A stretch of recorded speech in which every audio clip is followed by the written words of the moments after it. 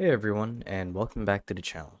So in today's video, I'll be teaching you guys how to properly underline any text within your website using the Elementor plugin for WordPress. So without further ado, let's dive right in.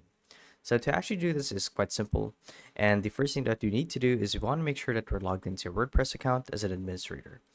And then we would want to get access to the site editor, and there are a couple ways to get there, but the easiest way to manually configure each element of your post, or I should say each thing that you want to edit on your website, you'd want to click on posts like so, and it'll take you to this page right here where you get to edit each element of your website.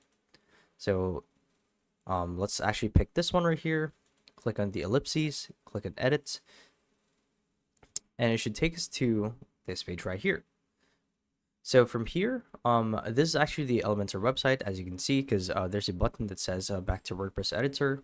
So the idea here is we want to select the elements or the text that we want to edit.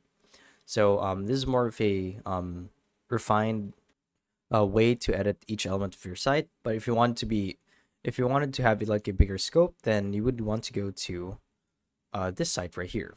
So the text editor for Elementor. So if I want to edit something like the text, let's say that I want to add an underline for the very first section of my page. So it's this one right here, the art of connection. So you guys would want to click on container in the navigator menu, click on text editor, and then you want to select the text that you want to edit, for example. So let's actually edit this one. And then you want to head over to style, and then you'll see a couple of different options. There's text color, text shadow, and typography.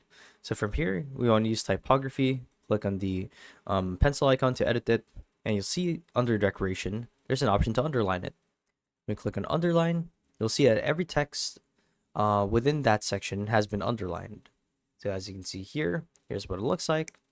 So all you guys have to do is click on update, and it'll save and automatically reflect on your site.